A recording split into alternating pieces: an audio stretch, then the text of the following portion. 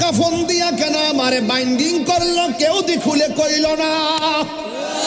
আরে এত পানি, এত পানি, এত পানি, গরম জল কেন করা হয়, কেউ দি কথা কইল না। আরে এত রঙের পাতা, কত ধরনের পাতা, কোন পাতা দিয়া আমার গরম জল হইল না। বড়ই পাতার গরম জল দিয়া কেন গোসল দিল, কেউ দি কইল না। কথা বলেন ঠিক কিনা?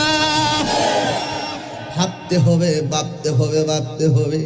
ও বন্ধু, সাদা কাপড় দিয়া কেন আপনার কাফনের কাপড়টা হইল? বন্ধু, আমার নবী, আপনার নবী কবর আযাব সম্পর্কে বলছেন, কবর আযাবের মতন এত কঠিন আর কিছুই নাই রে। ও বন্ধু, এবার তার গোসল করিয়া জানাজার মাঠে নিছে, আর ওই দিক দিয়ে কবরের মধ্যে সাপ নাই। আর জানাজার নামাজটা পড়াইয়া, এই এলাকার কত জানাজার নামাজ হইছে, জানাজার মাঠে যায় একটা কাজ অবশ্যই করবেন। কোন মাওলানা যদি নাও করে এরপরও করবেন। কোনটা জানেননি? লাইন ধরে খাড়াইয়া কইবেন, মালিক মিয়া মানুষ হিসাবে কেমন ছিল? না করেনি? জুতা দাবাড়ি লাগাবেন, জুতা দাবাড়ি লাগাবেন। যারা বলবে এটা বলা যাবে না, জুতা স্যান্ডেল দাবাড়ি লাগাবেন। আর আমি বুখারী শরীফ থেকে দেখাই দেব, আমি সিয়াসিত্তা থেকে দেখাই দেব, এটা বলা জায়েজ। যারা যারা মাঠের সামনে দাঁড়ায় বলবেন, এমুকের ছেলে মারা গেছে, লোকটা কেমন ছিল, লোকটা কেমন ছিল, লোকটা কেমন ছিল। তিনবার বলার পরে আল্লাহ ফেরেশতা ডাক দেখবে, ফেরেশতারা দেখ কি কয়, কয় ভালো ছিল। আর আমার দেখছে, কয় না দেখ। তার নামটা প্রেমিকের খাতায় তুলে দেয়, কানের মধ্যে তুলা দেয়। জিজ্ঞাসা করলাম, কানে তুলা দেও কেন? কই কান দিয়া যেন পানি না ঢুকে, কত মায়া। বেশি গরম পানি দেয় না, বেশি ঠান্ডা পানি দেয় না। কয় কেন? কয় কষ্ট পাবে, কত মায়া, মায়া রে কত মায়া। আবার দেখবেন সাবান দিয়া কি সুন্দর করে দৌত করে, কত মায়া। আস্তে আস্তে শরীরটা মাইজা দেয়, কত মায়া। নখগুলা খিলাল করে, খিলাল করে দেয়, কত মায়া। দাড়িগুলা খিলাল করে, কত মায়া। দাঁতগুলা খিলাল করে দেয়, কত মায়া। এও আবার পুরান কাপড় দেয় না, নতুন কাপড় দিয়া তার বাইন্ডিং করে, কত মায়া। আবার বডির মধ্যে আতর লোবান দিয়া দেয়, কত মায়া। সাজিয়ে গুজিয়ে দে মোরে সজনী। একটু বাবার কথা মনে করেন না, কেমনে কবর ডুয়াই দিয়েছেন। যাইতেছি এই দিকে একটু পরে, একটু মার কথা খেয়াল করেন না, কেমনে শেষ বিদায়টা দিয়েছেন। একটু কর না, সাজিয়ে গুজিয়ে দে মোরে সজনী তোরা, সাজিয়ে গুজিয়ে দে মোরে। সবাই সাজিয়ে গুজিয়ে দে মোরে সজনী তোরা, সাজিয়ে গুজিয়ে দে মোরে। বড়ই পাতার গরম জলে শুয়ায়া মশারির তলে, বড়ই পাতার শোয়ায়া মশারির তলে, আতর গোলাপ চন্দন মেখে দে সজনী তোরা। এই কণ্ঠ থাকবে না। এই মানুষগুলো যুবক যুবক পোলাপান এই মুহূর্তে ফেসবুক নিয়ে ঘরে বসে থাকার কথা। এই পোলাপান গুলো যখন দিনের বেলায় কাজকর্ম সব ফেলে উলুমরিয়া দরবারে, আল্লাহর ওলি দরবারে এসে গেছে, এমনও হতে পারে পাহাড় পরিমাণ গুনাহ আল্লাহর ডাকের ধ্বনির সাথে গুনাহ মাফ হয়ে যেতে পারে। আওয়াজ করে আল্লাহু আকবার।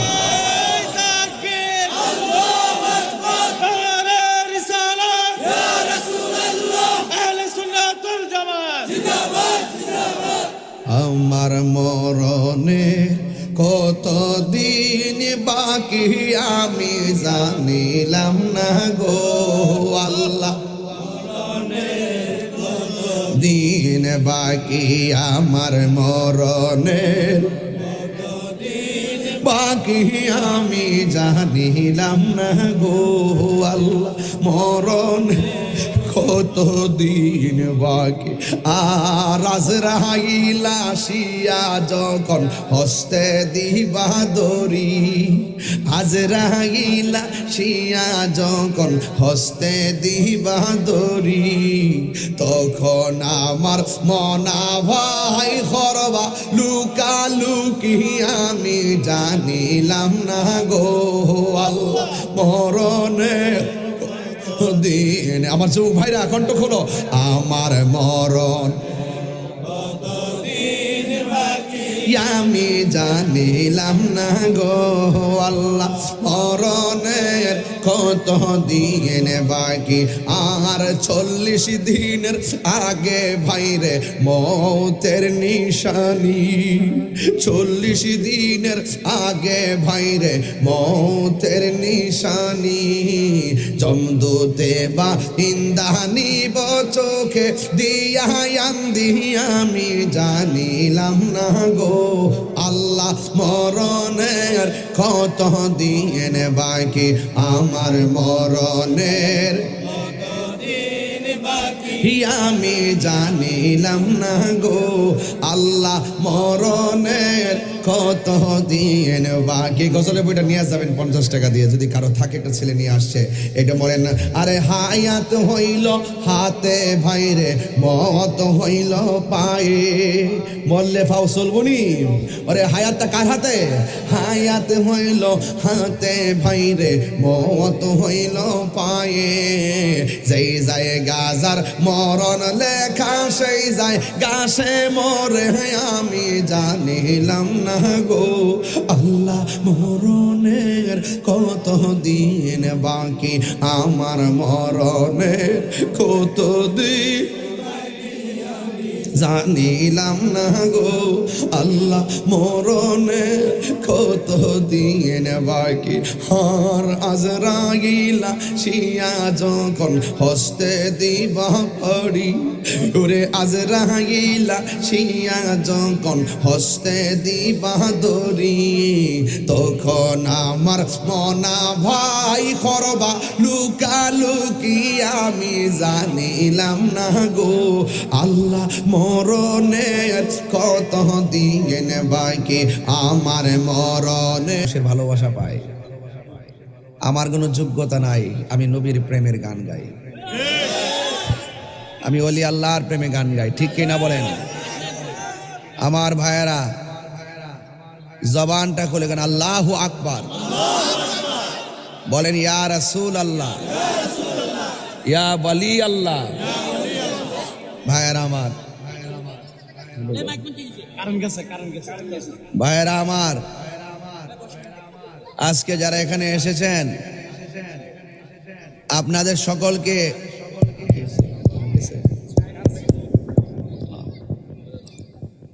আপনাদের সকলকে অনুরোধ করে বলবো, এই বলেন হায়াতের মালিককে, এ দুনিয়া ছেড়ে চলে যাব একদিন, থাকবেন না চিরদিন।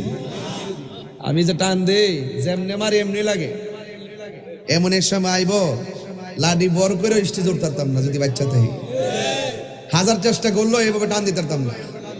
বাজান অহংকার করে লা তামশি ফিল আরদি মারাহা, জমিনে অহংকার করে চলা যাবে না। দেখছেন না রাত্রেবেলা 5টায় ফজরের পরে শুয়ে আবার দৌড়ায় আইসা পড়ছি, এখান থেকে আবার সিলেট যাবো, কষ্ট কি কম করি? এ দুনিয়া ছেড়ে চলে যাব একদিন, মায়ারি বাঁধন ছেড়ে যাবে একদিন। আসব না আমি আর আসব না এ ভুবনে কোনো দিন, এ দুনিয়া ছেড়ে চলে যাবে একদিন, মায়ারি বাঁধন যাবে একদিন। এই যে বাড়ি গাড়ি ক্ষমতা সবই চলে যাবে একদিন রেখে যাবে সবই। যত ব্যাংকের টাকা বলো, যত পদ পদবি বলো, যত ধরনের পদ পদবি আর ক্ষমতা বলি, আপনারা জবানটা খুলে বলেন ক্ষমতা দেওয়ার মালিককে, সিনায়া নেওয়ার মালিককে, হায়াত দেওয়ার মালিককে, হায়াত নেওয়ার মালিককে। আল্লাহ রাব্বুল আলামিন বলে বান্দারে ইন্নাহু হুয়া ইউবদিউ ওয়া ইউঈদ। ও বান্দা, আমি আল্লাহ হলাম তিনি যিনি তোমার শুরুর মালিক, যিনি তোমার শেষের মালিক। ও বান্দা, আমি আল্লাহ তোর জীবনটা দিয়া শুরু করে দিলাম। তুই ছিলে একটা পানির ফোঁটা, পানির ফোঁটা থেকে আমি আল্লাহ ফোঁটাটারে রক্ত বানাইছি, রক্তটারে গোশতের টুকরা বানাইছি। এই টুকরা থেকে ধীরে ধীরে তোর টুকরার ভিতরে আমি হাড্ডি টাড্ডি দিয়া আমি দেহ বানাইয়া ভিতরে প্রাণটা দিয়া দিছি। এই দুনিয়া আর জমিনের আলো বাতাস দেখাইবার জন্য আমি তোর এমন একটা জায়গা সুরক্ষা করে রেখেছি, ওখান থেকে তুই দুনিয়ায় গিয়েছিস। আমি আল্লাহ তোর জীবনের কয়েকটা ধাপ বানাইছি, একটা ধাপ বানাইছি তুই ছিলে ছোট, আমি আল্লাহ তোরে কিশোর বানাইছি। ওই কিশোর থেকে যৌবন, যৌবন থেকে বার্ধক্য, কেউ যৌবনে মারা যায়, কেউ কিশোরে মারা যায়। আজকে যখন আমি মেন রুটটা দিয়ে ঢুকছি, দেখলাম একটা জানাজার নামাজ চলতেছে। জানি না কোন মানুষটা জানে আজকে দুনিয়া থেকে বিদায় হয়ে গেছে। আমার তো মনে হয় এই লোকটা যদি সুস্থ থাকতো, এই মাহফিল আইসা ওয়াজ শুনতো, আমরা হাজার মানুষ নিয়ে দোয়া কইরা যাই আল্লাহ যেন তারে জান্নাতবাসী করে, বলো না আমিন। হ্যাঁ বন্ধুরে আমার, আজকে লোকটা মারা গেছে, এই জায়গায় যদি আমার মরণটা লেখা থাকতো তাইলে আমি এই মাহফিলের মধ্যে আসতে পারতাম না রে বাবা। আল্লাহ রাব্বুল আলামিন বলে বান্দা, দুনিয়ার যেই জায়গায় তুমি থাকো না কেন, ওই জায়গার ভিতরে আজরাইল হানা দিতে পারে। মাটির নিচে ঢুকে গেল, বাঁচার রাস্তা নাই। একবারে সিঙ্গাপুর হসপিটালে গিয়ে ঢুকলো, বাঁচার কোনো রাস্তা নাই। আপনি যতই চিকিৎসা করেন, বাঁচার কোনো রাস্তা নাই। যেই দিন আপনার মরণ লেখা হবে, ওই দিন একটা সেকেন্ডও দেরি করা হবে না। ওই দিনই আপনাকে মরণ লেখা হয়ে যাবে। ওই দিনই আপনার দেহ থেকে প্রাণ পাখিটা চলে যাবে। আপনারা জবান খুলে বলুন হায়াতের মালিককে। এই আওয়াজে মানি না, জবান খুলে বলেন কে? আমার নবী বলে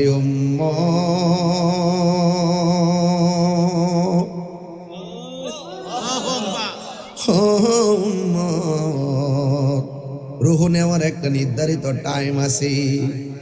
এই টাইমের আগে আর একটা জ্বালা আছে, জ্বালা।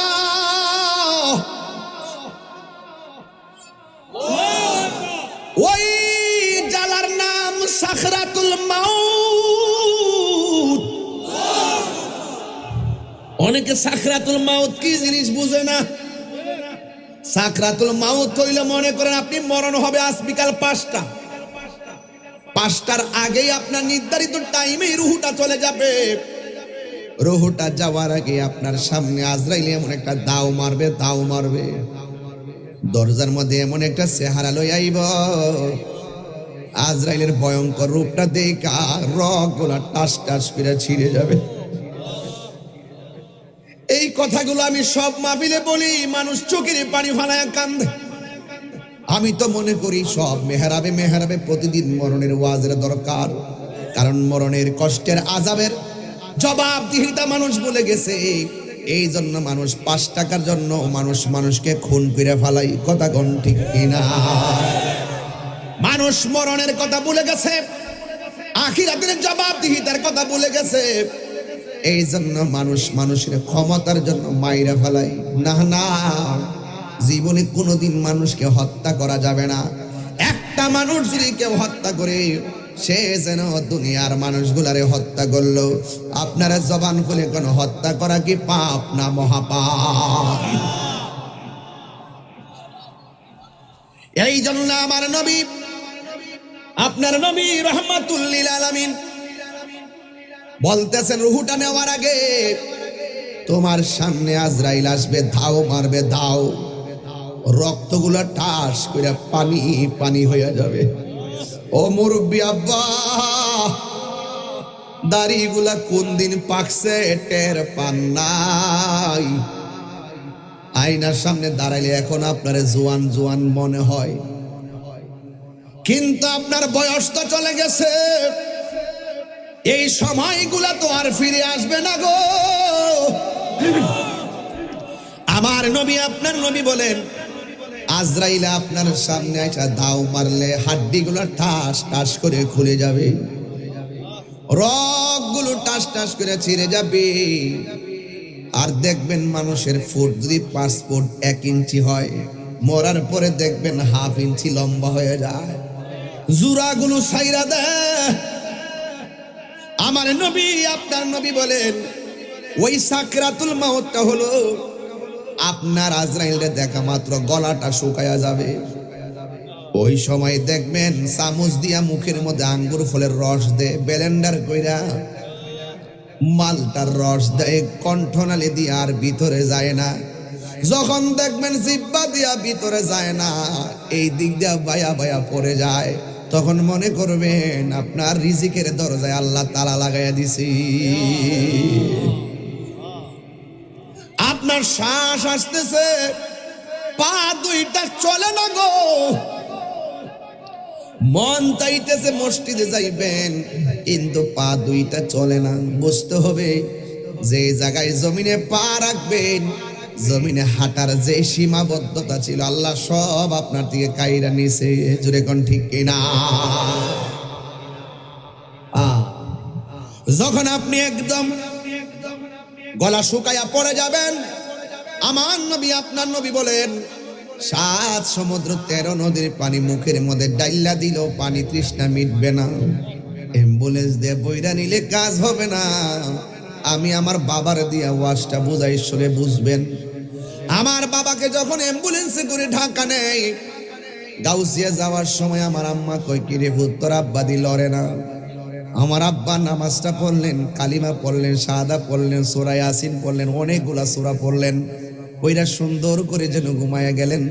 আমার আম্মাকে, কিরে তোর আব্বা দি লড়ে না? এ বন্ধু, আব্বা চলে গেছে, এটা দিয়া বুঝাইতে চাইলাম। অ্যাম্বুলেন্সের মধ্যে বাতাস ঢুকার একটা জায়গাও নাই, ধুলাবালি ঢুকারও কোনো জায়গা নাই, সামনের গ্লাস লাগানো, পিছনের গ্লাস লাগানো, নিচে দিয়া ব্লক করা, 1 ইঞ্চি জায়গা নাই। ছিদ্র আছে, ভিতরে দিয়া ছিদ্র, কিন্তু ছিদ্র ছাড়া চতুর্দিকে গ্লাস লাগানো। এটার ভিতরে আজরাইলে ডুইকা কেমনে রুহুটা সার্জারি করলো, পাশের মানুষগুলা 1 সেকেন্ডের জন্য টের পায় না। কি বুঝলেন? বাচ্চা যাবেন গা, বাঁচার রাস্তা আছে। ওই ওয়াজ করতাম বহুত, আজ থেকে প্রায় 16 বছর আগে না 18 বছর আগে কইতাম, আর মানুষ কইতো আমি গান গাই। আজকে 18 বছর পরে আবার বুঝাই যায় গান গাইছি না, দেহতত্ত্ব গাইছি, বুঝাই দিয়া যায়। রংমহলে থাকবার বন্ধু পালঙ্কে শুইয়া, কোন সন্ধানে মন চোর আডুকিবে আসিয়া, দুয়ারে প্রহরী থইয়া প্রবেশ করল কেমনে। আমি কই কি আর এরা বুঝে কি?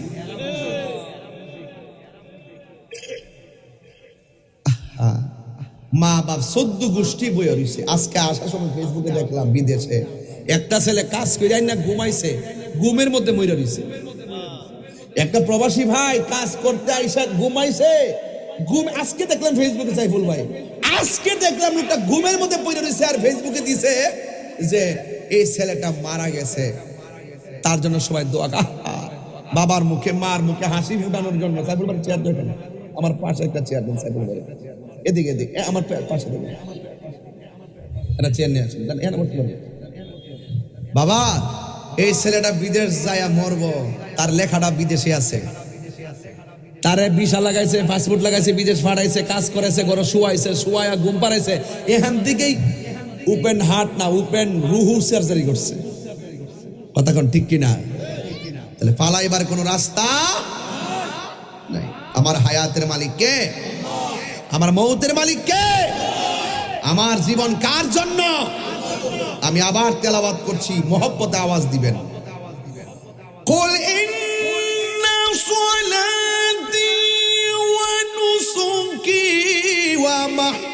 হিয়া ওয়া মামাতি লিল্লাহি রাব্বিল আলামিন।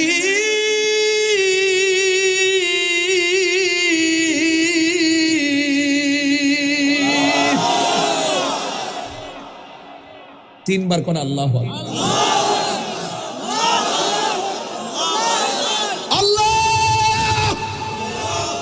একটা ডাকের উসিলায় উলুমরিয়ার মানুষের কবরের কবরস্থানের আযাব মাফ হয়ে যেতে পারে। আমার হায়াতের মালিক কে? আমার মওতের মালিক কে? এই কণ্ঠ থাকবে না।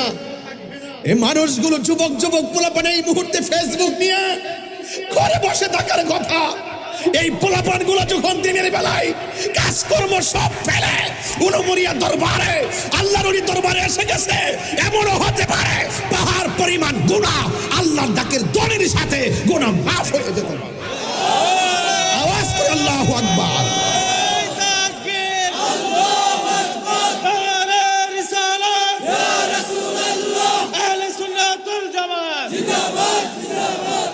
আমার মরণে কত দিন বাকি আমি জানিলাম না গো আল্লাহ। দিন বাকি আমার মরণের বাকি আমি জানিলাম না গো আল্লাহ। মরণ কত দিন বাকি, আর আজরাইল আসিয়া যখন হস্তে দিবা দড়ি, আজরাইল আসিয়া যখন হস্তে দিবা দড়ি, তখন আমার মনা ভাই করবা লুকালুকি আমি জানিলাম না গো আল্লাহ। মরণে দিন আমার যুবক ভাইরা কণ্ঠ খোলো। আমার মরণ আমি জানিলাম না গো আল্লাহ। মরণের কত দিন বাকি, আর 40 দিনের আগে ভাইরে মৌতের নিশানি। 40 দিনের আগে ভাইরে মৌতের নিশানি। জমদূতে বা ইন্দানি চোখে দিয়া আন্দি আমি জানিলাম না গো আল্লাহ। মরণের কত দিন বাকি, আমার মরণের আমি জানিলাম না গো আল্লাহ। মরণের কত দিন বাকি। গজলের বইটা নিয়ে যাবেন 50 টাকা দিয়ে, যদি কারো থাকে। একটা ছেলে নিয়ে আসছে, এটা বলেন না। আরে হায়াত হইল হাতে ভাইরে, মত হইল পায়ে, বললে ফাও চলবনি। আরে হায়াতটা কার হাতে? হায়াত হইল হাতে ভাইরে, মত হইল পায়ে। যেই যায় গাজার মরণ লেখা, সেই যায় গাছে মরে আমি জানিলাম না গো আল্লাহ। মরণের কত দিন বাকি, আমার মরণের কত দিন জানিলাম না গো আল্লাহ। মরণের কত দিন বাকি, হার আজরাইল শিয়া যখন হস্তে দিবা পড়ি, ওরে আজরাইল শিয়া যখন হস্তে দিবা দড়ি, তখন আমার মনা ভাই করবা লুকালুকি আমি জানিলাম না গো আল্লাহ। মরণের কত দিন বাকি, আমার মরণের আমি জানিলাম না গো আল্লাহ। মরণের কত দিন বাকি। একটা জবান বন্ধ রাখবেন না, জবানটা খুলে কোন কবর আযাব কি সত্য না মিথ্যা? আর জবান খুলে কোন সত্য না মিথ্যা? আমার নবী আপনি আপনার নবী রহমাতুল লিল আলামিন তিনি বলতেছেন, আমি যখন মেরাজের মধ্যে গেলাম, মেরাজের মধ্যে যাওয়ার সময় আমার আল্লাহ অনেক আযাব দেখাইছে, আমার আল্লাহ অনেক গজব দেখাইছে, আমার উম্মতের অনেক শাস্তি আমার সামনে উন্মোচন করেছেন। আমি দেখলাম সব চাইতে ভয়ঙ্কর আযাব হলো কবরের আযাব। এই জন্য কবর আযাব, এই মুহূর্তে যদি উলুমরিয়াতে আগুন লাগে, বাঙ্গুরার ফায়ার সার্ভিস দৌড়ায় আগুন নিভাতে আসবে।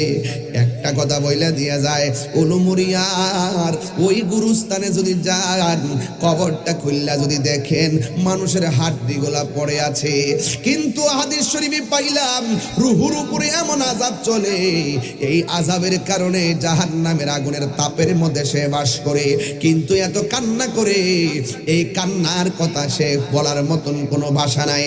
দুনিয়ার মানুষ মানুষের জন্য আগুন নিভাইতে যায়, কিন্তু কবরের ভিতরে পাশে পাশে কবরে জাহান্নামের আগুনে তাপে জ্বলতেছে, আর মাটি চাপা দিয়ে দিয়ে একদম কান্দাইতেছে, কিন্তু কবর মানুষ কিছু করার ক্ষমতা নাই, দুনিয়ার মানুষও কিছু করার ক্ষমতা নাই।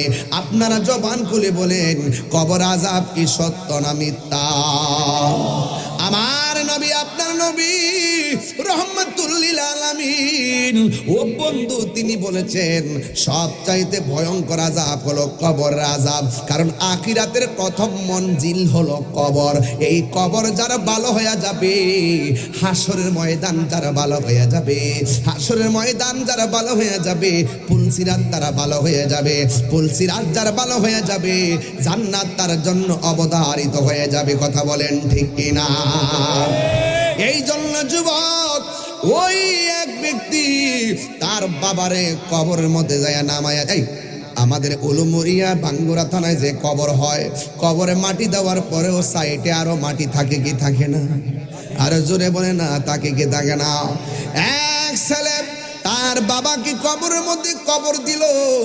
কবর দেওয়ার পরে দুই ভাই সিদ্ধান্ত করলেন, ভাইরে বাবার কবরে মাটি দিলাম, আর কবরের পাশে যে অতিরিক্ত মাটিগুলো রয়েছে, এই মাটিগুলো আমরা স্মৃতি হিসেবে বাড়ির মধ্যে নিয়ে যাই।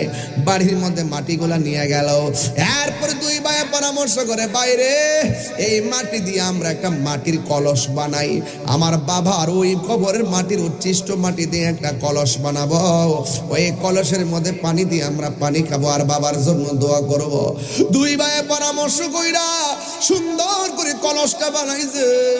ও বন্ধু বন্ধু বন্ধু রে, ইন্না বাতশা রাব্বিকা লাশাদীদ, আল্লাহর ধরা কি নরম না শক্ত? দুই ভাই কলস বানাইয়া রাতের বেলা কলসের ভিতরে পানি রাখলেন। পানি রাখার পরে ওই পানিটা সকাল বেলা খাইতে গেলেন। সারা রাত্র কোনো সূর্য ছিল না, আগুনের তাপও ছিল না।